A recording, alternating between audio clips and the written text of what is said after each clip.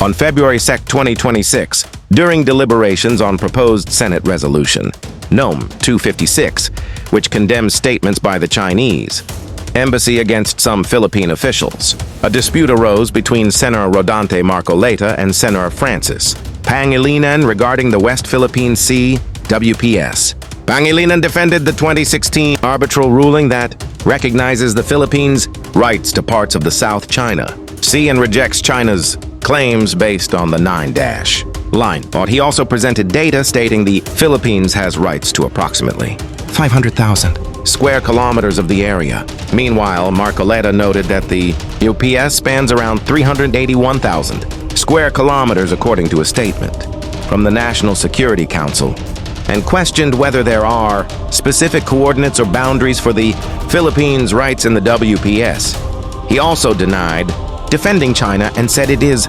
necessary to be clear on what the Philippines is actually fighting for. Other senators weighed in on the discussion. Senate President Vicente Soto Thurs suggested that China has not provided coordinates for its claims either. Senate Majority Leader Juan Miguel Zubiri stated that Philippine laws clearly define the country's maritime boundaries. Additionally, on February 8th, Marcoleta was challenged by other Senate members after he mentioned that the Philippines might as well cede the Kalayaan Island Group, since some parts are beyond the country's exclusive economic zone, EEZ, though he said his remarks were taken out of context. Philippine Coast Guard spokesperson Commodore J. Tariella also offered Marcoleta the chance to join a flight to the Kalayaan Island Group to see the situation firsthand. Beyond fellow senators, Senate President Pro Tempore Panfilo Lacson criticized these statements and said ceding territory is akin to giving up Luzon or the entire country. Kailangan po nating magkaisa. Ayusin po natin ang problema, hindi sa patutsadahan. May makikinabang dito politically. Yung nangangahas na akala mo hindi pwedeng gawin ng China yan. We are for the fishermen of this country. Akala mo napakagagaling. Hindi naman nila alam kung paano nila gagawin. Pupunta ka doon sa Baho de Masinloc para makipagbarilan ka sa China? Ganun ba yun? Itong napakadaling intindihin, hindi ko maintindihan kung bakit ayaw intindihin nung lahat ng may concern dito. Lalong-lalo na po kayo. Dapat nalaman nating lahat ito. It is the responsibility of Commodore Tariella to explain this to our people. Sa ganito pong initiative, Kapitan, ako po ba'y pro-China, Kapitan? Pro-China po ba ako, Kapitan? No, sir. Salamat po sa inyong sagot. Maraming salamat po, Mr. Chair. Mr. Chair, inisa-isa ko pong nireview ang credentials po ng 35 senior officers of the Armed Forces of the Philippines at ang kanilang ad interim appointments na sila pong lahat ay nasa harapan natin. Sa akin pong palagay, silang lahat po ay dapat makonfirm na ngayong araw na ito.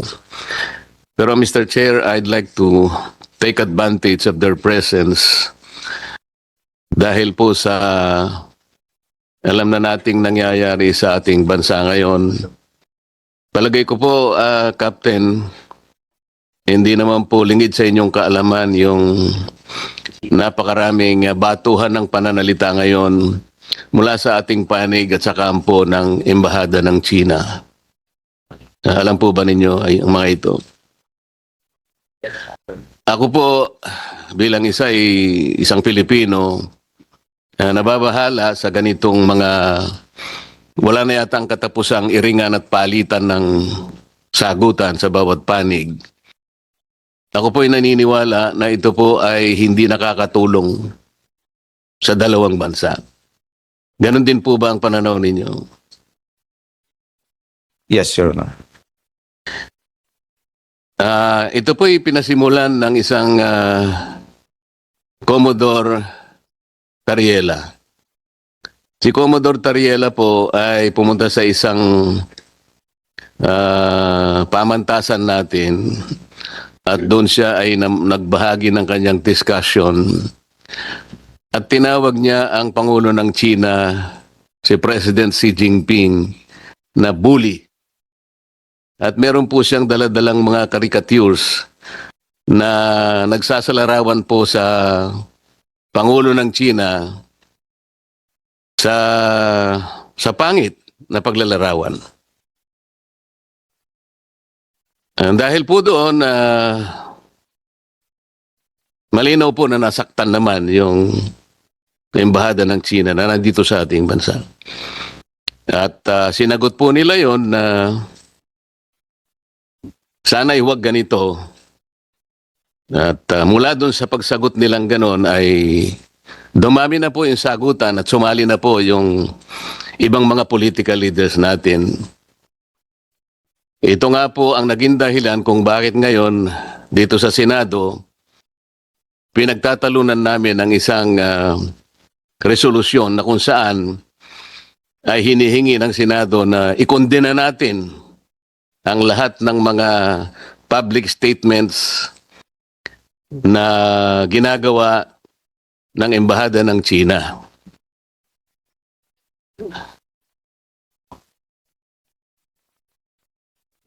Kapitan, kung ang isa pong bahay ay nasusunog, ito po ba isasabuyan natin ng gasolina o tubig? Tubig, Your Honor. Tubig. Alam po ninyo, Captain Pilar, sa sulat po ng ating Secretary of Foreign Affairs sa kagalang-galang na senador ng ating bansa, Senator Risa Ontiveros, to sa bahagi po ng kanyang sulat ay sinasabi po niya, as foreign policy and diplomatic relations are the remit of the department, statement it issues are deliberate, consistent and anchored on existing foreign policy and instructions of the President. We would not generally take part in statements of other agencies and officials, particularly if this may have been made in personal or unofficial capacity. Balikan po natin yung pananalita ni Commodore Tariel na tinawag niyang bully ang Pangulo ng China. Meron po ba tayong national policy na ang mga heads of state ng ibang bansa ay kailangan pa nating pasaringan ng negatibo?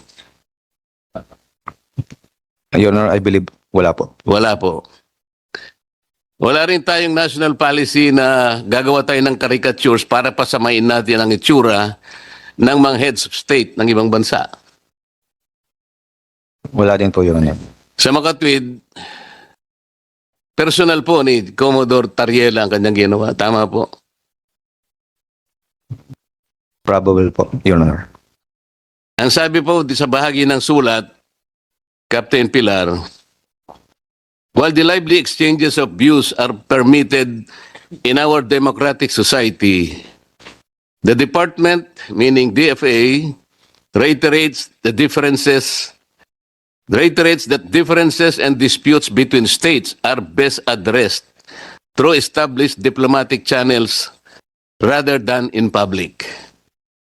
Ako po'y naniniwala dito. Kayo po'y naniniwala rin.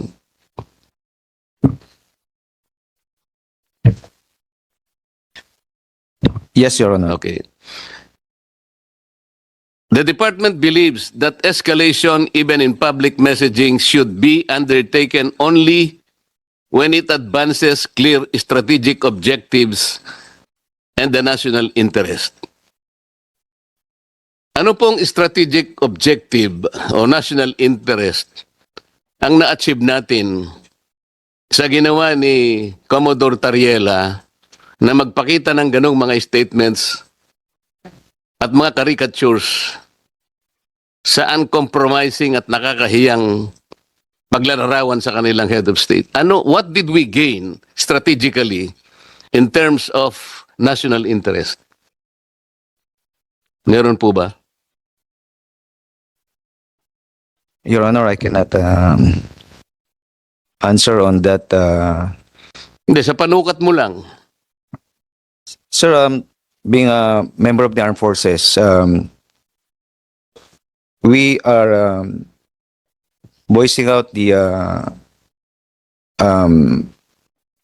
term RCs, our rights and our future, and we just stick to what is being dictated in our what is legally ours and what is stated in our law, sir. Tama po yun.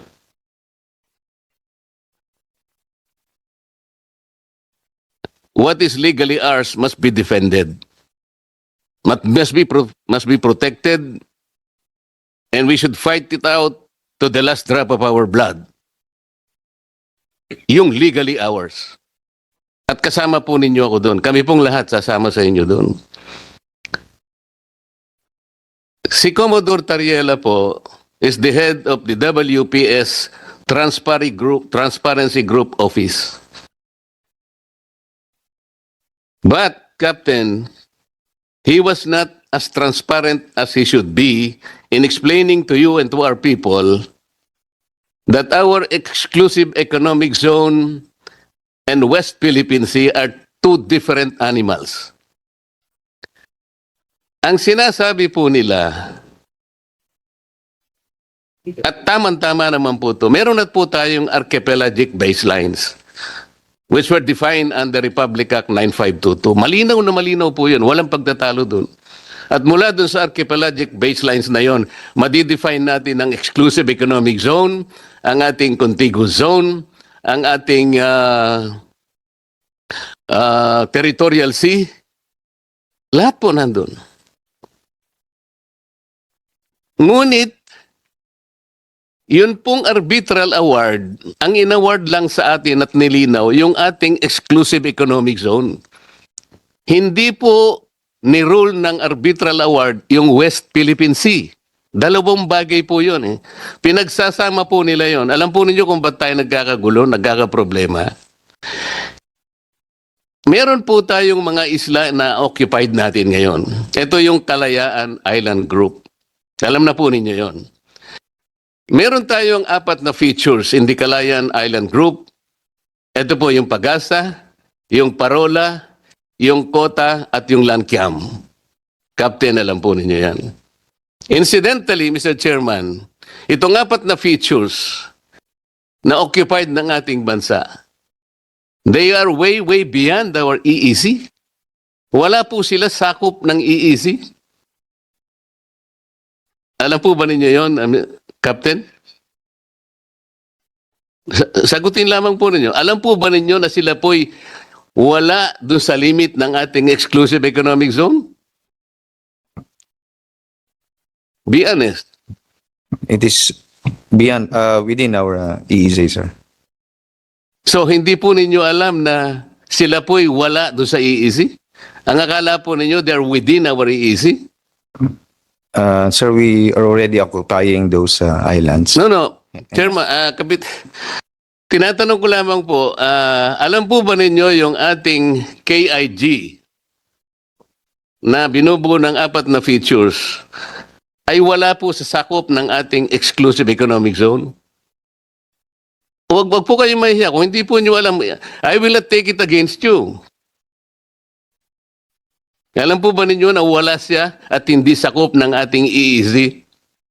Yung 4 na features ng Kalayaan Island Group? Sir, those islands can also generate EEZs within.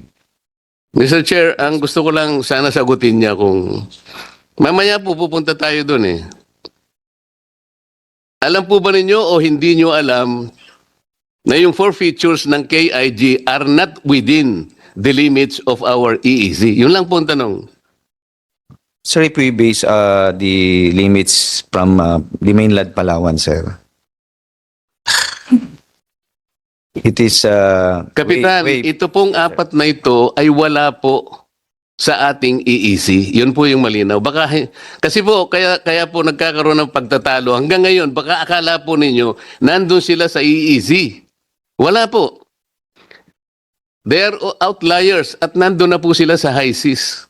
Mamaya po, sa pagtatanong ko, malalaman ninyo. Ngayon, ang sinasagot ninyo, itong KIG generates its own exclusive economic zone. Hindi po.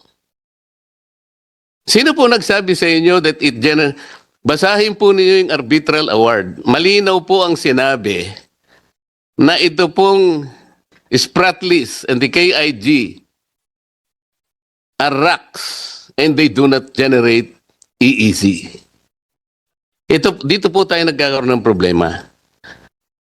Pinipilit po natin na pag-isahin, parang interchangeably we're using the EEZ and the West Philippine Sea as one. Hindi po eh. Tingnan po ninyo, Chairman, in Administrative Order number 29, this is 2012, sinabi po niya yung extent po ng ating West Philippine Sea. They invoke Presidential Decree 1596 at nandun nga po yung KIG. Kaya po nahihirapan ngayon ang NAMRIA, including the Department of Foreign Affairs. Nandun po sa AO 29, Section 3 and Section 4, they are being ordered to prepare the charts, the maps, and to prepare an official map of the West Philippine Sea and deposit it in the office of the UN Secretary General and notify the appropriate international organizations, including the International Hydrographics Organization, in relation to it. Bakit hindi po nila magawa hanggang ngayon? After 17 years, Mr. Chair, are you surprised why the NAMRIA and the DFA are unable to do this? Kasi nga po yung KIG lies outside our EEC. At pag gumawa po sila ng mapa indicating the coordinates, appropriating the high seas, we will violate the UNCLOS itself. Yun po yung problema. Ngayon, si Commodore Tariela, I don't know kung alam niya ito o hindi. He does not want to inform the public, including the rest of the members of the armed forces. Kapitan, we swear to the Constitution that we will defend the Constitution, all the laws and orders and regulations. Kapag ka magkakaroon po ng giyera sa pagitan ng dalawang bansa, kayo po ang una na sasagupa dito. Kaya dapat po mas interesado kayo kaysa sa amin. Ano ba talaga ipagpapatayan natin dito? We will offer our lives, including the lives of our children, and to die for it, for something that is not even within our EEZ.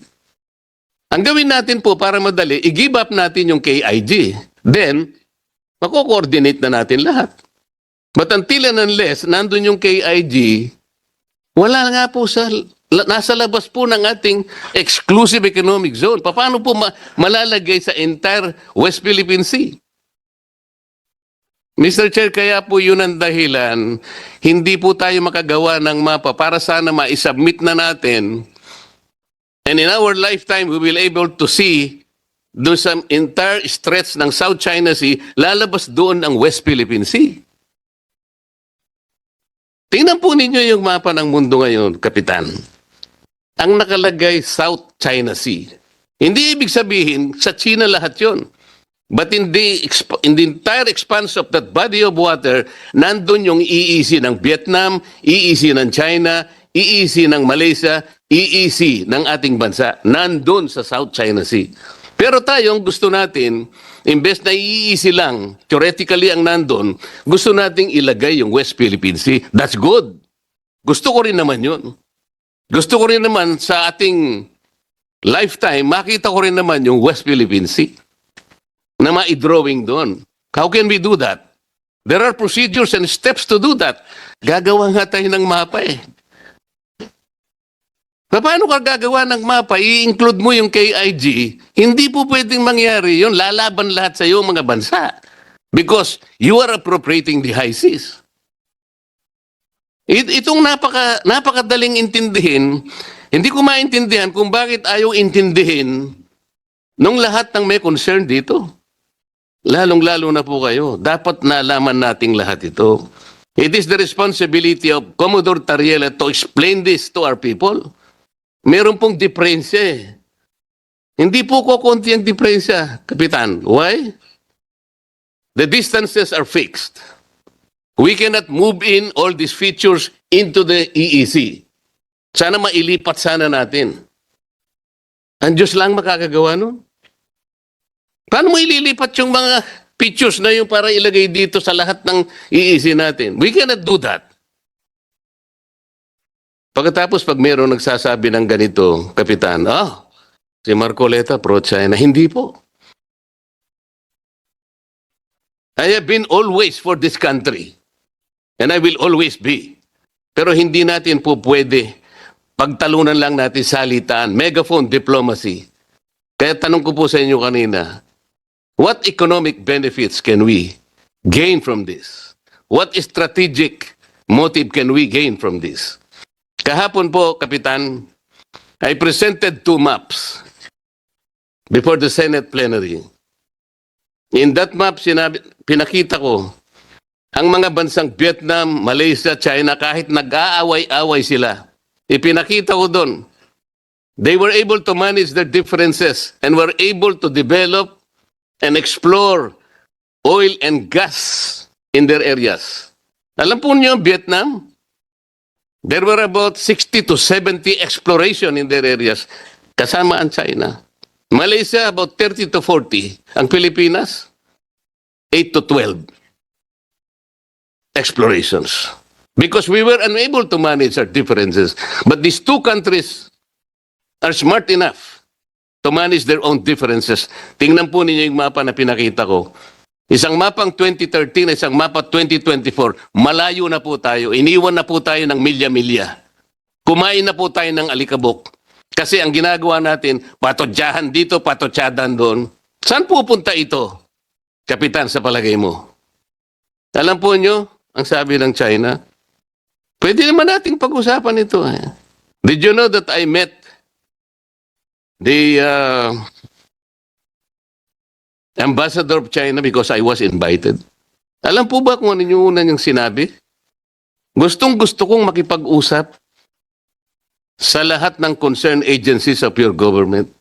If you are be kind enough to tell them that I am open anytime. More specifically, the Secretary of the Department of Defense. Yun po yung una niyang sinabi sa akin. Because I believe, sabi niya, foreign relations is not a zero-sum game. Totoo naman yun eh. Walang dapat makakuha ng gain na nawalan yung isa. Pare-pareho tayong makinabang dapat.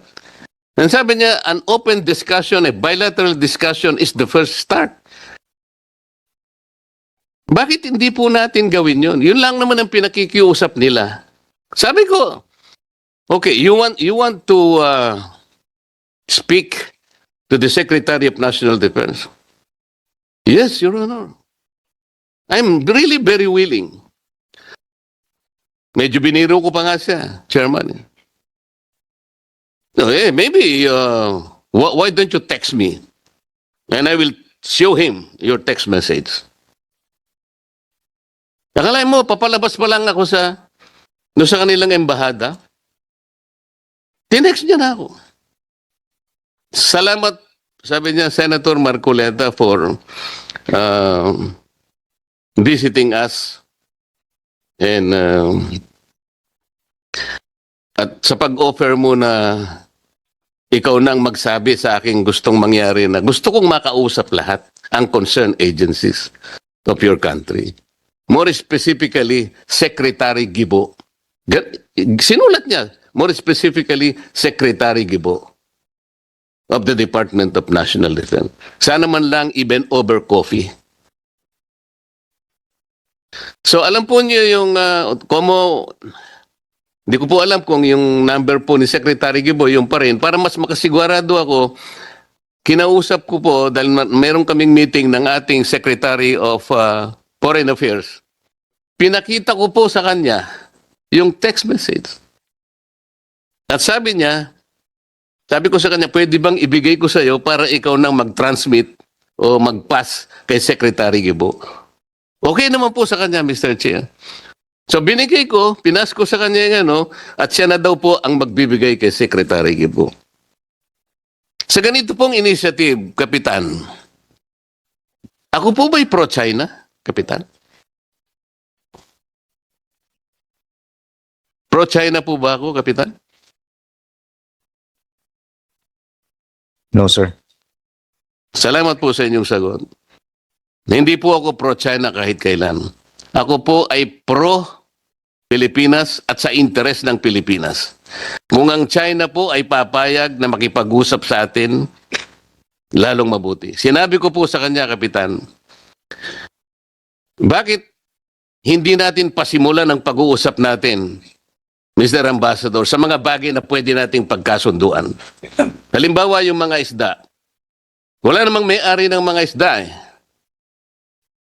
Bakit sa kabila ng inyong sigalot sa Vietnam, nagbarilan kayo, nagpatayan kayo, but in the end, you were still able to arrange an agreement between your country and the Gulf of Tonkin in the year 2000. Meron kayong kontrata ngayon. So wala na kayong sigalot sa pangisdaan.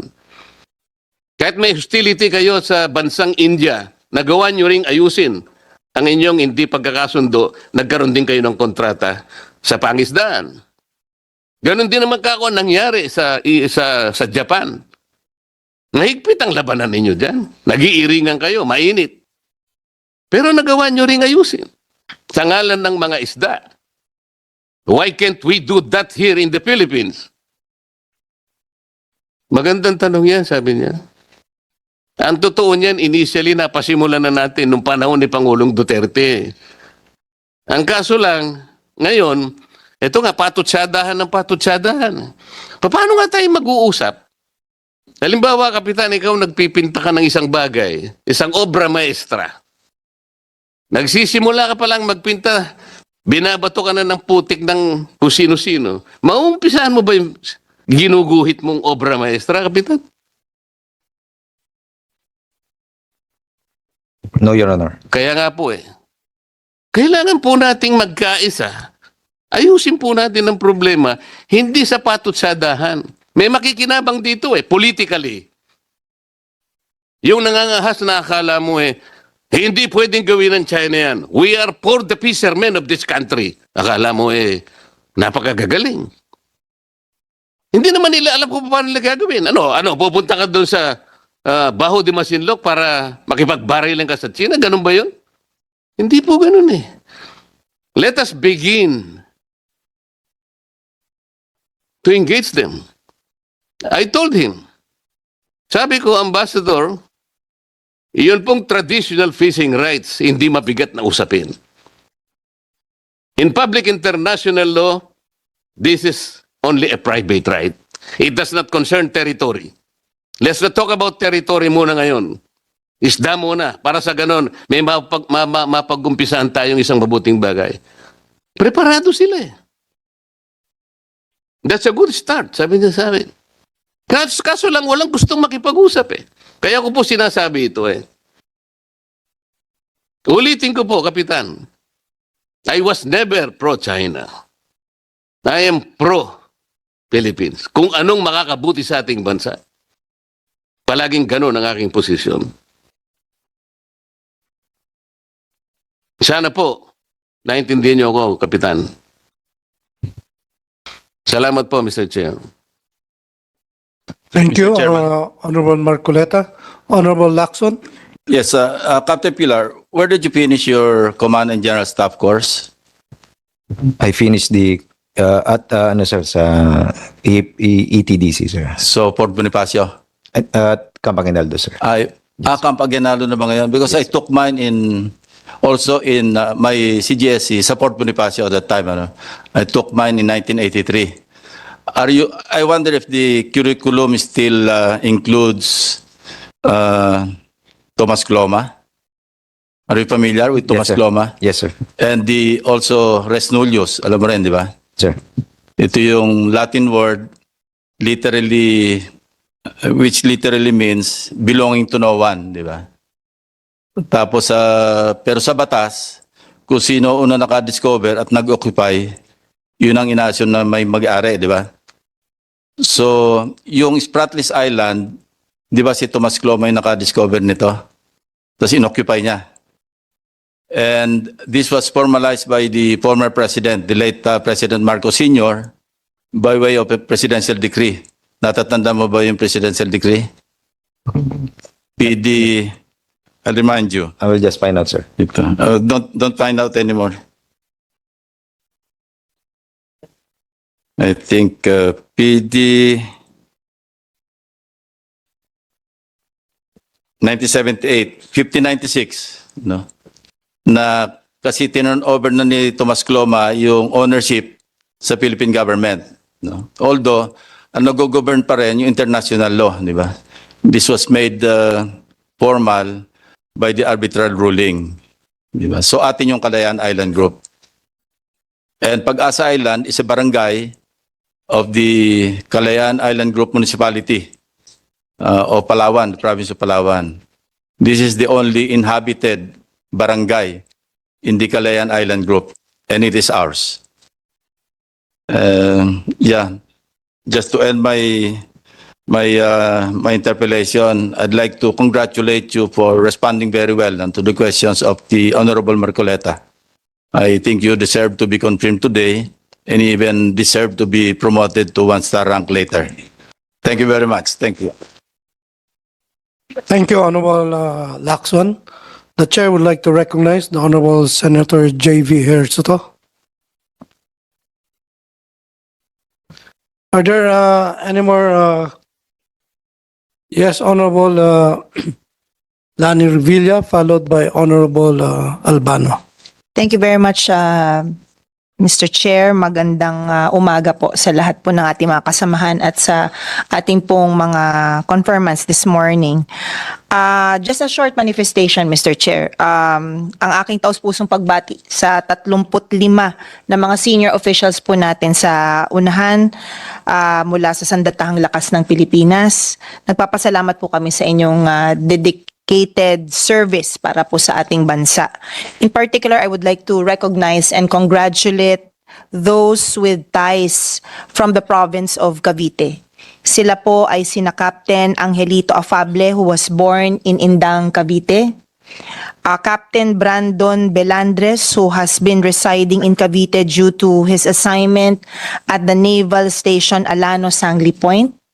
Captain Roderick Hemino, a resident of General Trias, Captain Noel Stephen Marsan, a resident of Kawit, Cavite, and my kababayans from Bacoor City, from Barangay PF Espiritu 1, Captain Jennifer Monforte, and Captain Rodelick Talamayan from Barangay Habay 1.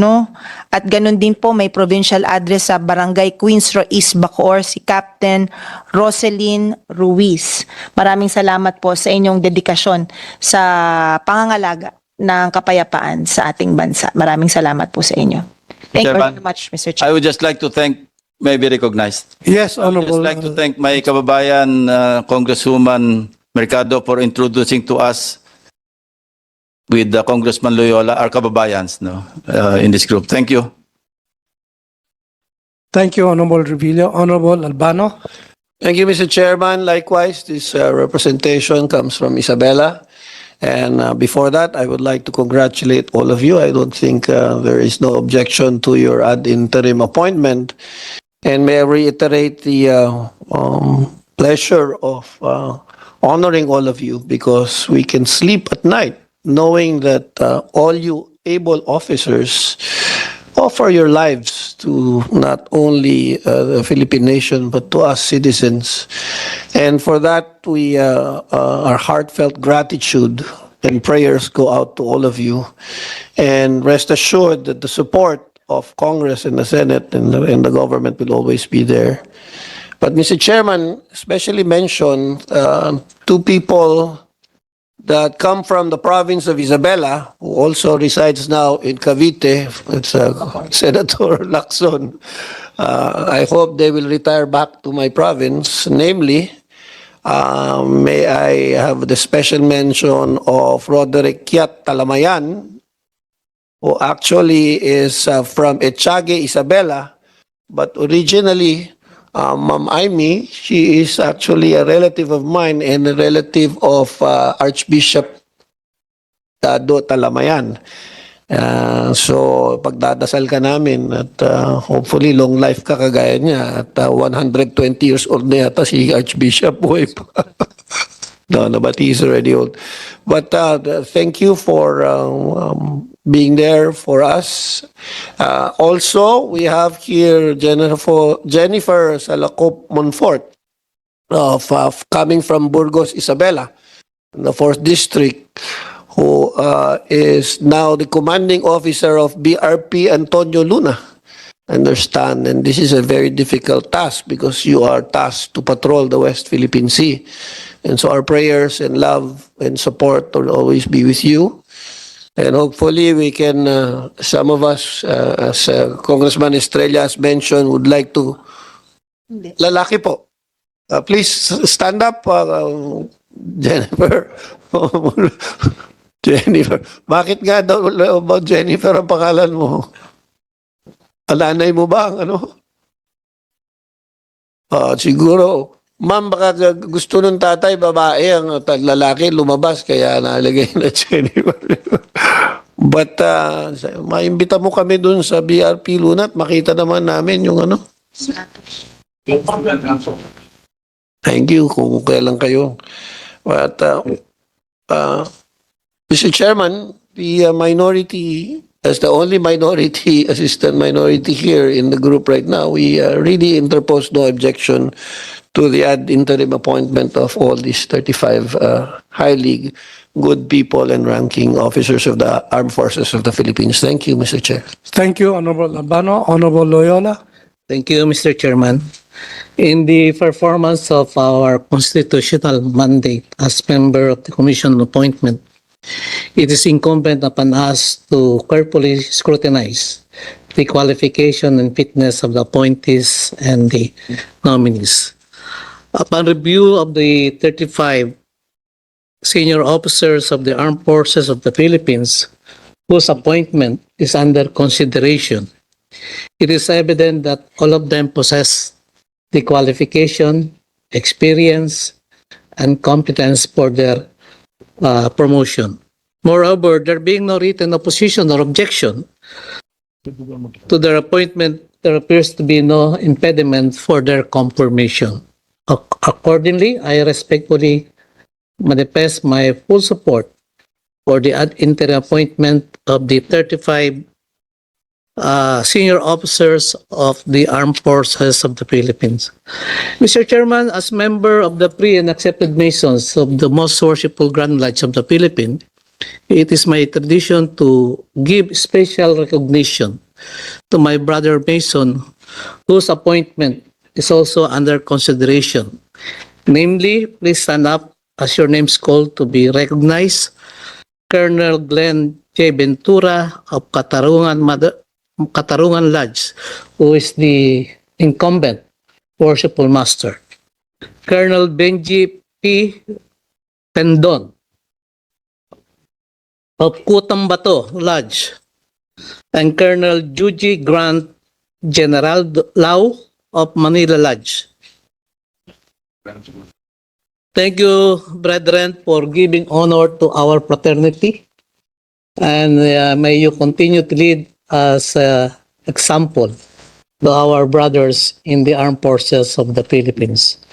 I would like also to reiterate the special recognition to my kababayan from Cavite, as mentioned by our dear Congresswoman Lani Mercado.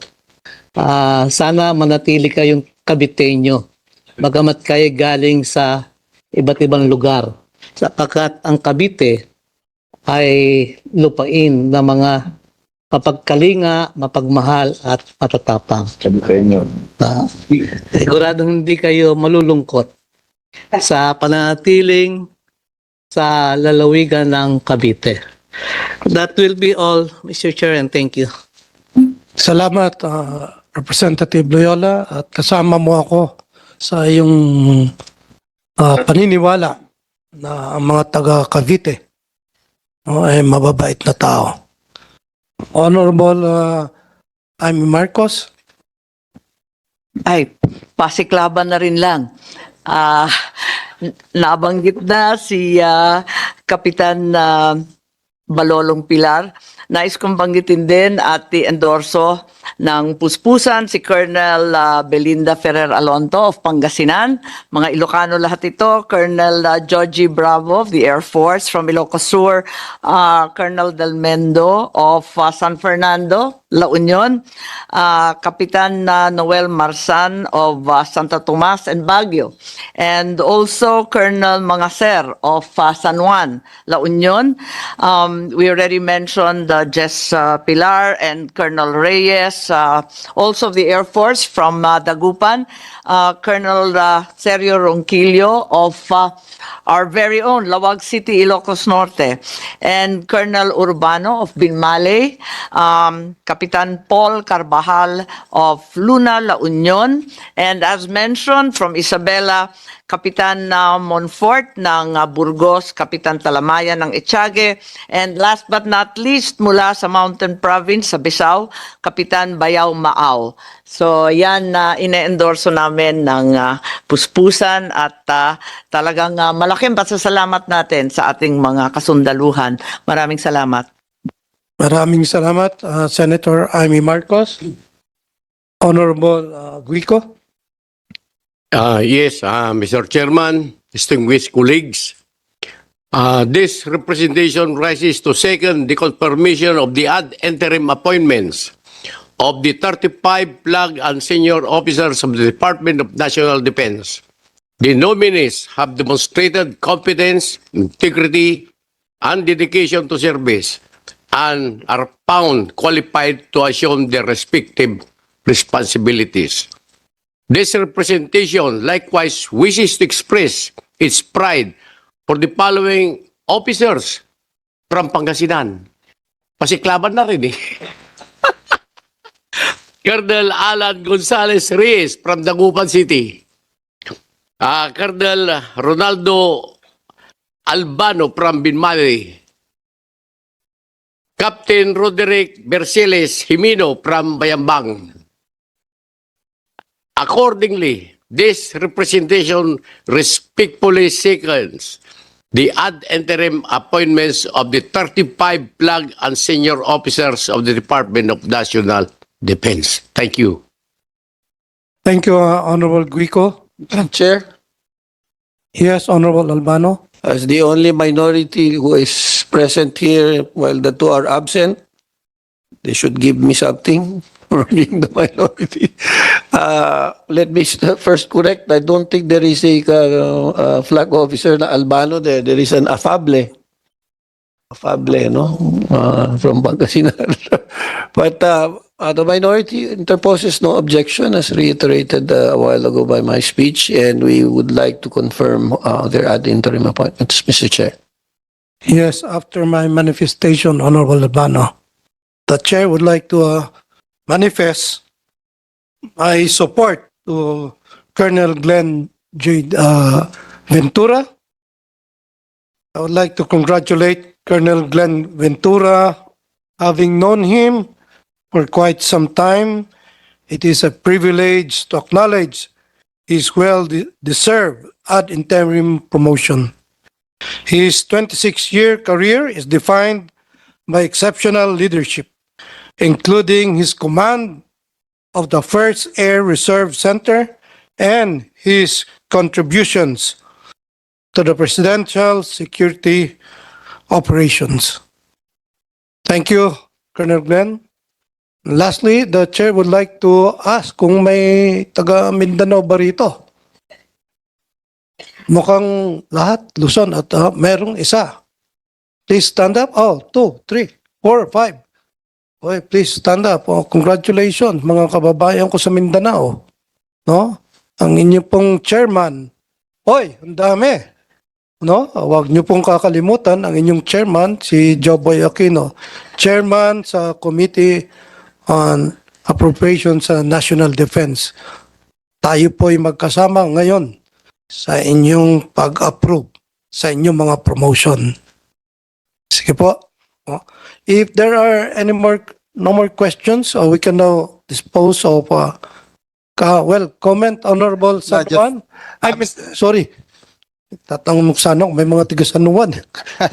Senator JV. Yes, Mr. Chair, thank you. Good morning, everybody. Just like to congratulate all the senior officers for your confirmation for today. I just hope that you'll carry on and your with the performance of your duties. We owe you a lot.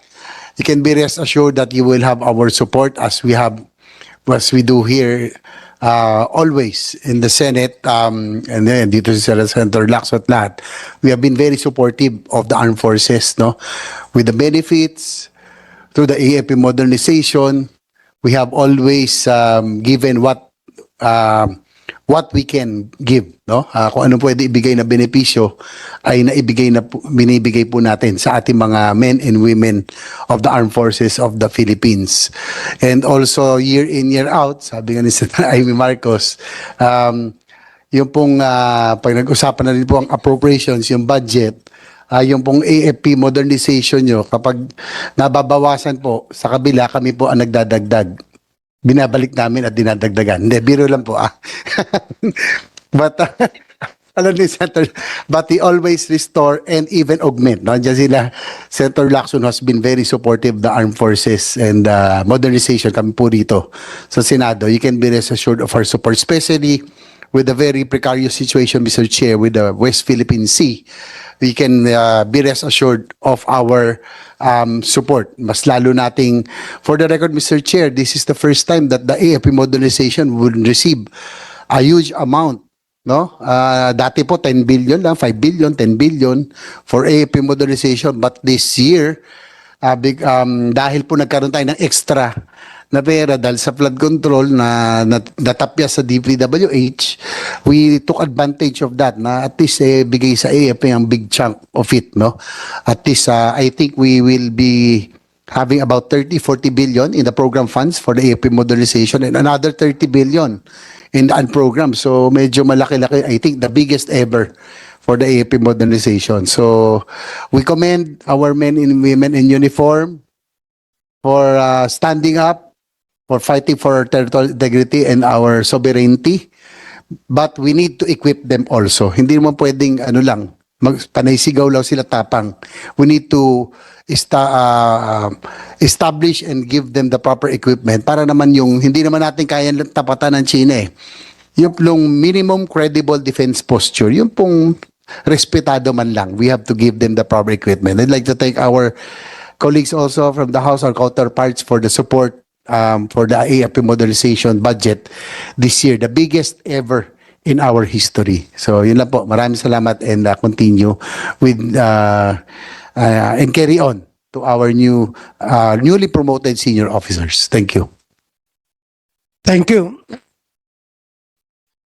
Are there any more inquiries from the members? So we can now excuse Captain Just Pilar. Thank you, sir. Majority Leader. Mr. Chair, I move that the committee recommend to the plenary for the commission to confirm the ad interim appointments of the 35 senior officers of the Armed Forces of the Philippines. I so move, Mr. Chair. Is there any objection? The chair hears none. The motion is hereby approved. Congratulations. All our officers. Other matters? Excuse me. Other matters? Majority Floor Leader. Mr. Chair, there being no other matters to discuss, I move to adjourn the meeting. On motion of the Majority Floor Leader duly seconded, there being no objection, the meeting is hereby adjourned.